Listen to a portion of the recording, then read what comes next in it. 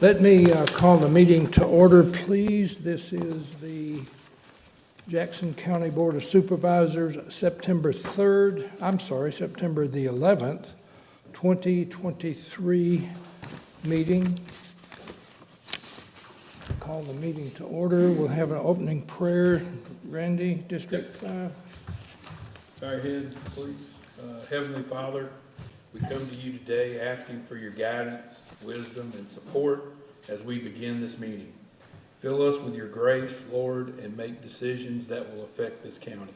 Continue to remind us that all we do here today and all that we accomplish is for the glory of you. I'd also like to remember today is, September 11th, 2001, a horrific injustice was done to our country with the bombing of the two towers and all the people that lost their lives, and just like to recognize them today in our prayers also. And we ask you these things in your name. Amen. Amen. Amen. I pledge allegiance to the flag of the United States of America and to the republic for which it stands, one nation, under God, indivisible, with liberty and justice for all.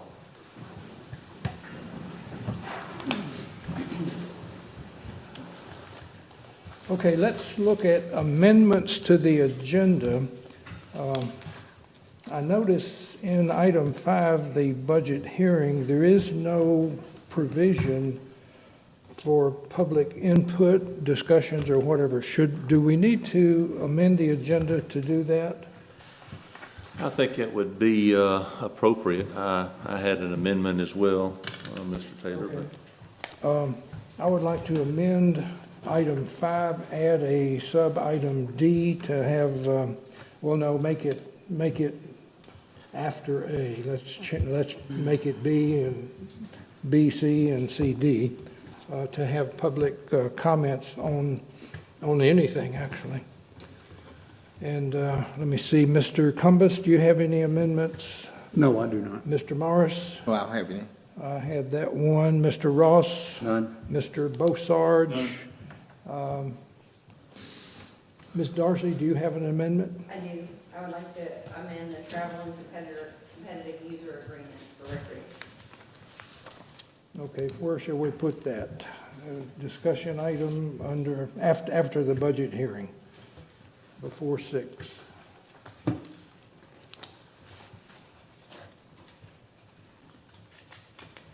Let me see, I don't have my list here. Mr. Calmer, I think you said you had one. Yes, sir, Mr. Taylor. I'd like to amend the agenda to add an executive session item pending litigation, the Ocean Springs annexation case. Okay.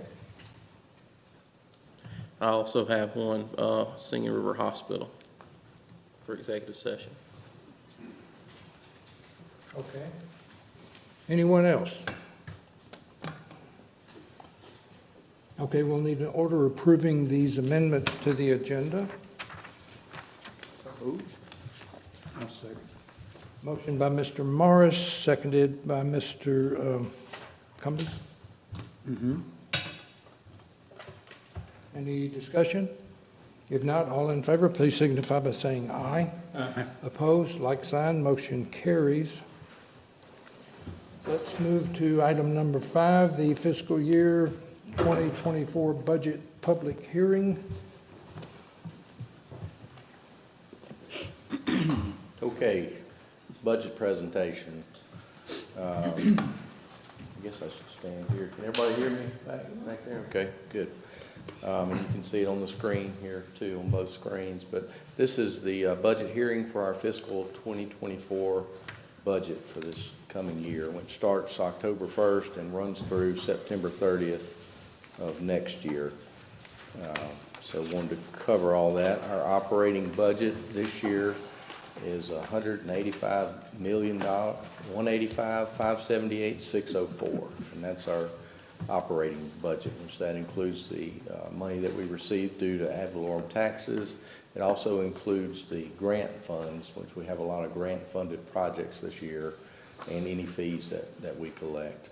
We do project to maintain a $60 million fund balance in '24. And some of the key projects this year, we bumped up the road department projects for anticipated projects that are going to construction this year, as well as the new EOC building, and those are the two biggest outliers in this year's budget.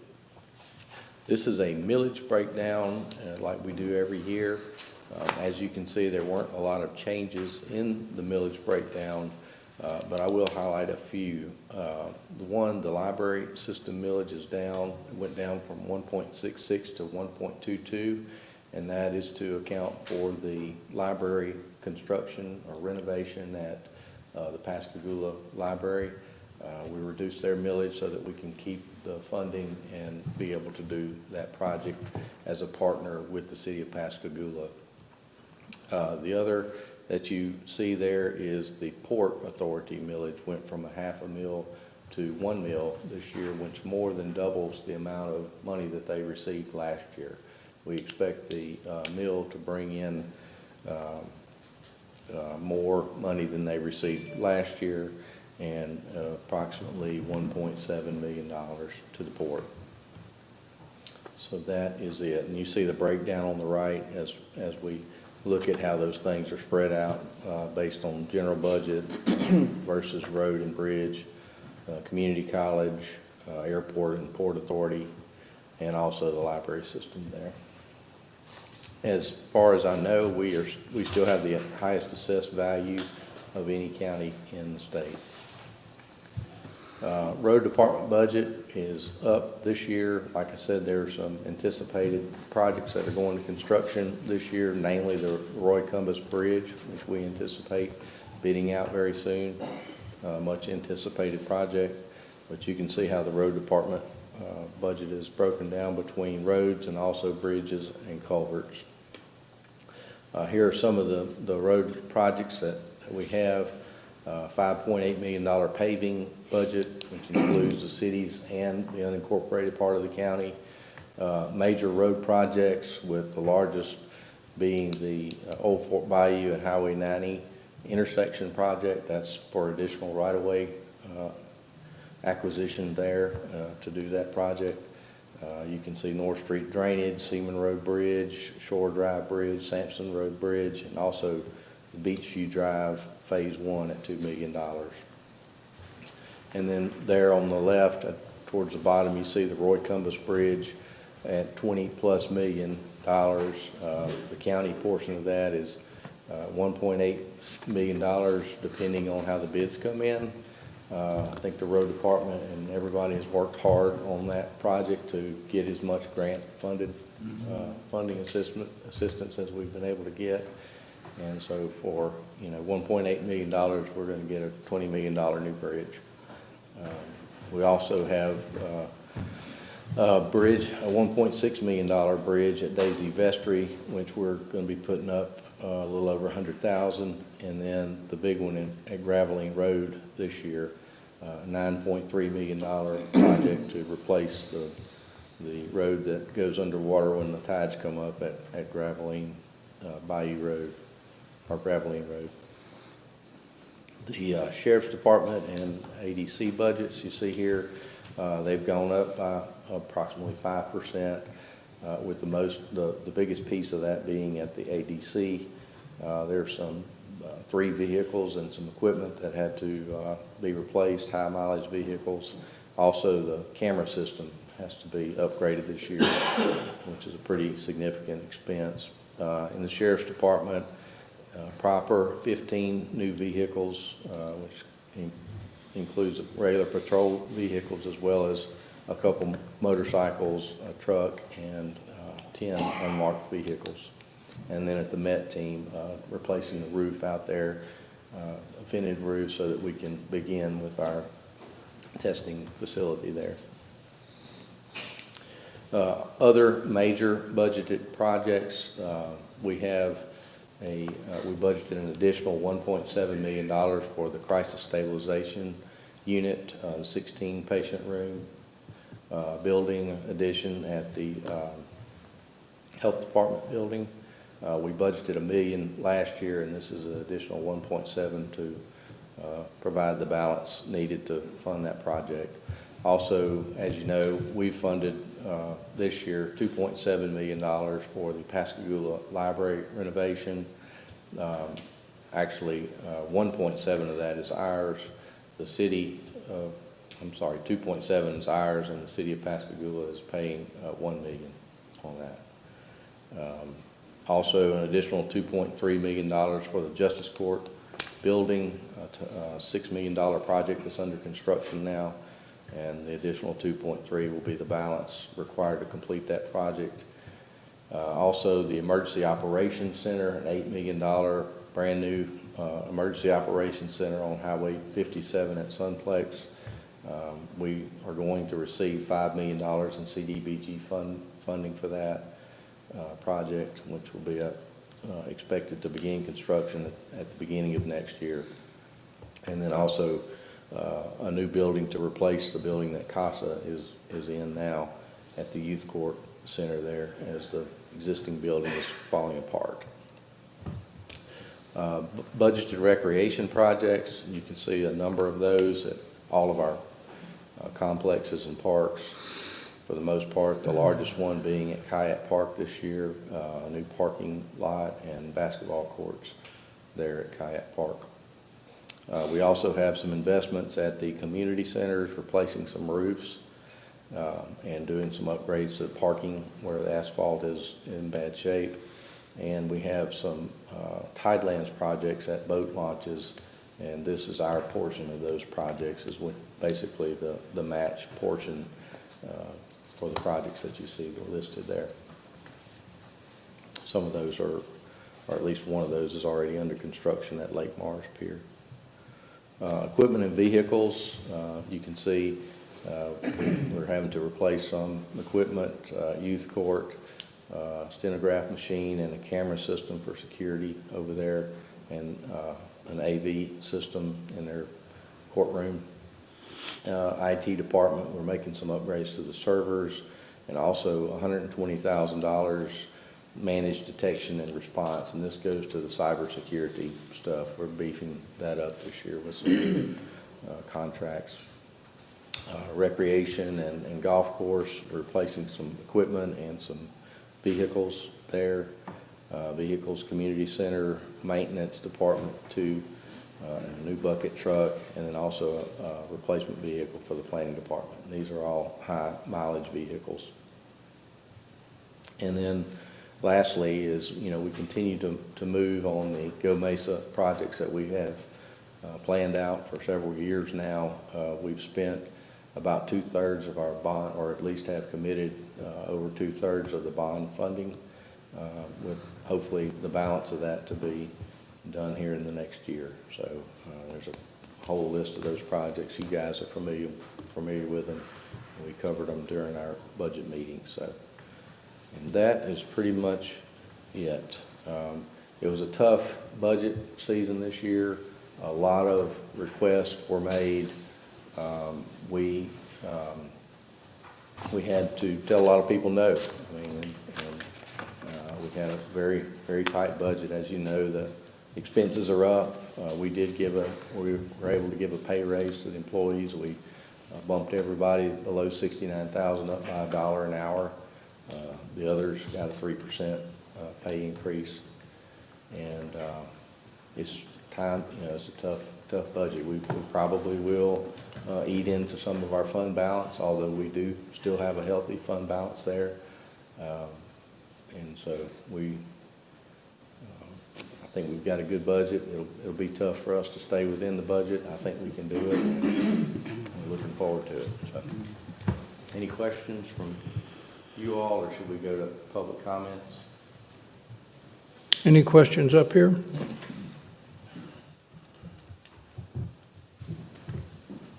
Okay. Okay, we'll go to sub-item B there. Are there any public comments at all? Yes, sir, please come forward, identify yourself and where you live, and speak.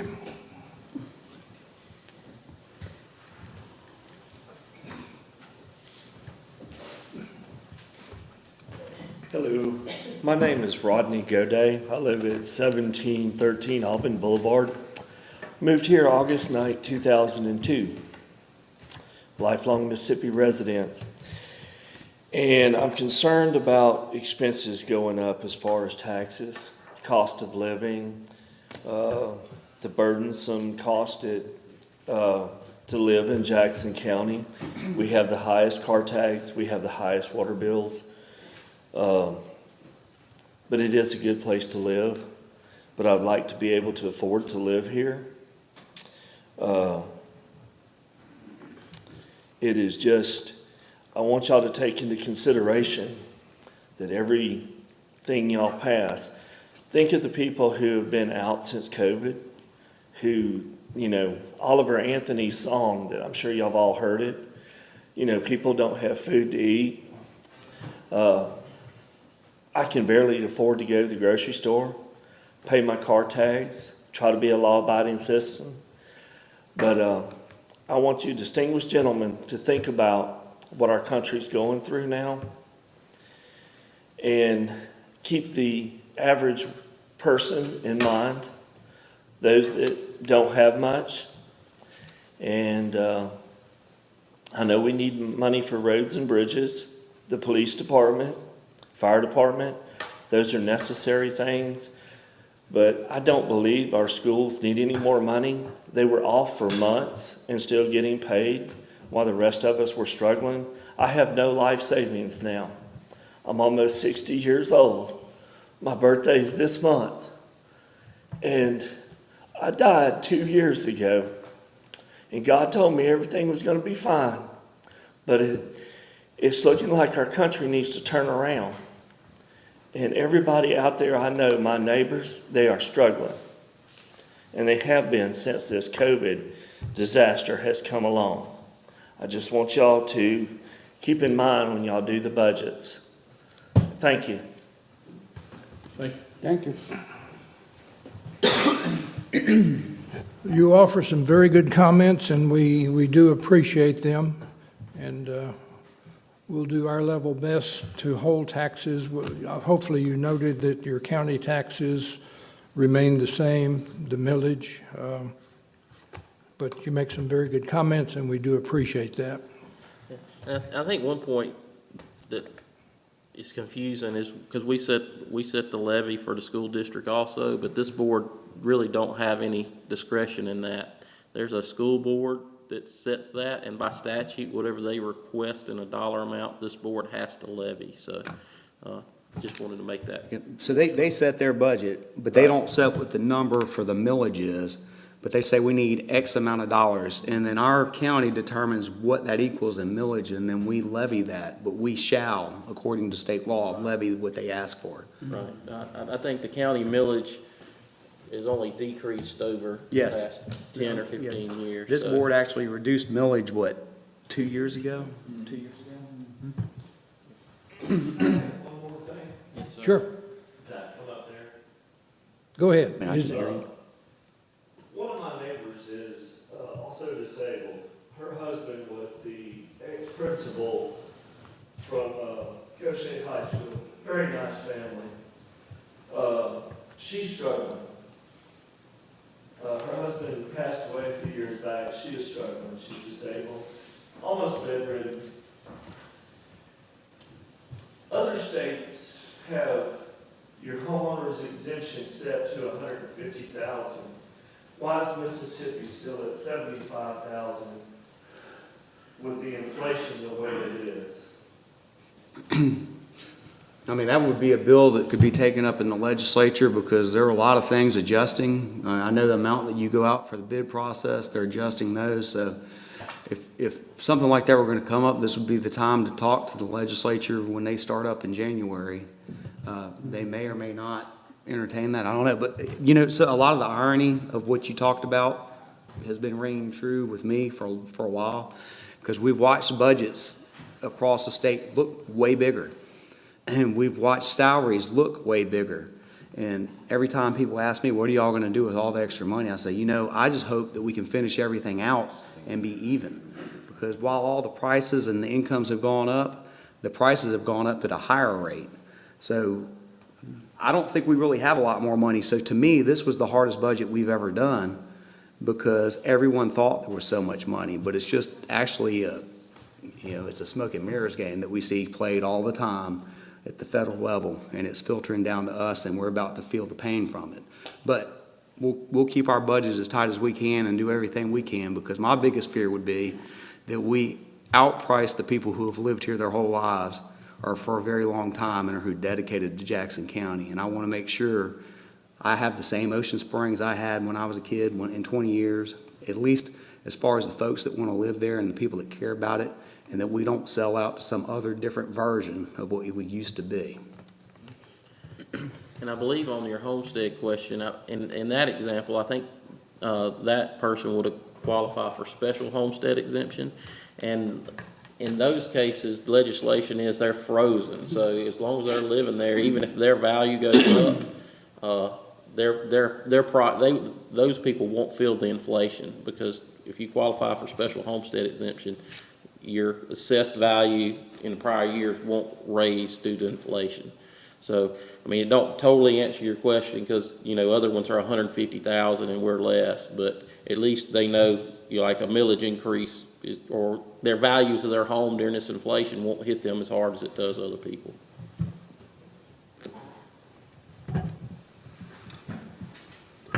Okay, anyone else have a public comment? Mr. Taylor, if I make one comment following up on what Mr. Eldridge and Mr. Ross said, it doesn't necessarily affect this board, but affects Jackson County citizens on the school districts, such as the Pascagoula Goche School District. They do the same thing. By law, they set their budget, and then the Pascagoula City Council has to assess the millage to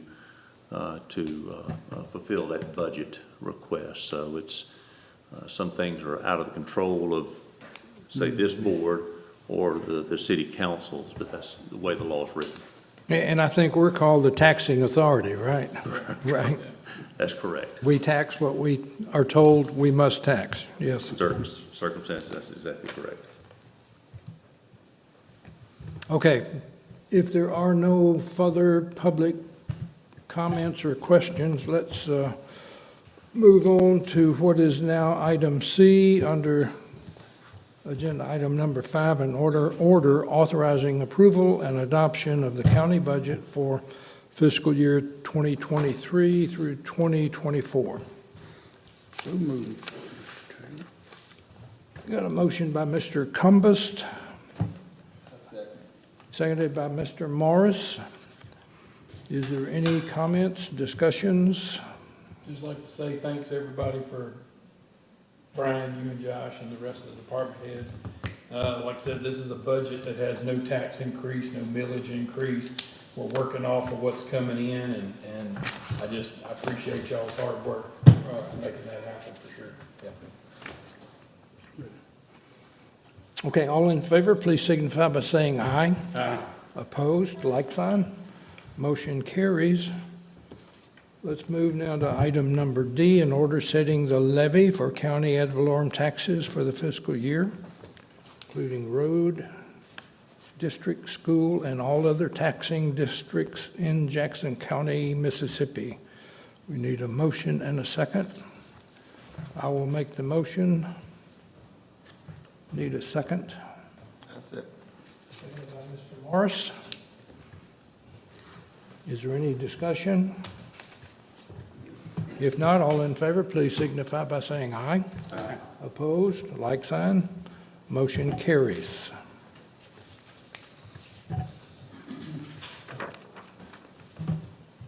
And I'll mimic what Mr. Bossard said.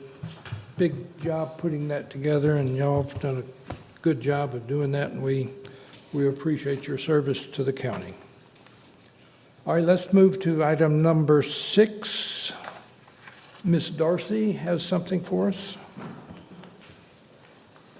Good morning. Morning. You have, I believe, in front of you a copy of our travel and competitive user agreement, which was a newly formed agreement this past spring, early summer. And what this is it's basically an agreement that allows travel ball, individual teams and travel leagues that offer tryouts and that kind of thing, that aren't just strictly just recreational in nature. Anyway, so the agreement, we would like to amend that agreement that you approved in, I believe, in early June, to allow under the rental rates section, you have it and it's highlighted there, that says travel and competitive leagues who provide materials and equipment that benefit the Jackson County Recreation Department within the facility being used may have fees reduced up to the value of the rental fees listed above by the recreation director. And so what we have is one of the reasons this came up is we have a particular league that is providing all the lining, field lining services for the Gaucher or the Jackson County Soccer Complex located in Gaucher. And they provide the lining services, they provide the equipment and the paint to line those fields for the fall season and the spring season. And so we would like to give them some consideration, because they do that on their dime, to so that they have one tournament in the fall and one tournament in the spring, so that because that's a great value to the county, well above their $3,200 I think that it would cost to rent the facility for the weekends that they have. And so we feel like that's a service that they provide to the county, and we would like to be able to waive the fees for that. I'll make that motion. Could we have a motion by Mr. Bossarge? We need a second. Seconded by Mr. Cumbest. Is there any discussion? This looks like a very good way to work out the issue. I appreciate you, Darcy, working this out, for sure. Took a little brainstorming, but we figured it out. Darcy, can I ask you, when this situation arises, I assume you would document somewhere the value of what they may be doing, so there is documentation in the file somewhere as to what? Yes, they have provided us how many man hours and what the equipment cost is, and the paint and that kind of thing for us. Okay. Are the rates we're charging per field or per hour or per player, are they kind of what they're paying anywhere else, Darcy? Or are we kind of in line with? They're all different. They're all different, and there's 100 different scenarios of what some places are, if you get a one-line baseball field, it's $75 an hour. Mm-hmm. Some places are, if it's unlined, it's $25 an hour for a baseball field. One of the things that we had to keep in mind with this is that when we look at a travel and competitive league or team, as they say, 1,000 ways to skin a cat, I guess is probably not the most politically correct way to say that. But there's so many different ways to do that. And we're trying to provide an avenue so that our citizens can, and our families and even people that want to visit Jackson County, a means to be able to have them play on our fields, while keeping in mind that we have to provide a certain level of maintenance and upkeep and that kind of thing. And so there's some times that we have to close down fields, or we have to, manage them properly to keep them to what our citizens expect. And so trying to do a travel agreement it's all over the place. You have facilities that provide strictly competitive environments, and then you have places that are just providing practice level facilities. So it's a big gamut there. So we feel like especially with all the investment that the county has made in that facility, that these are fair rates.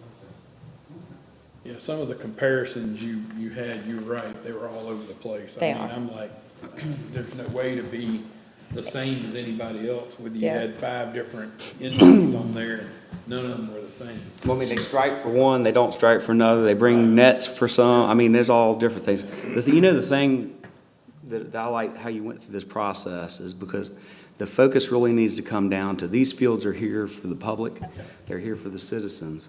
And when you get a competitive league, they're great. I've got 2 children, well, I've actually had 3 children who've played on travel teams, and one does now. But when you play on a travel team, you usually pay a pretty good amount per month or per season or per however they bill it.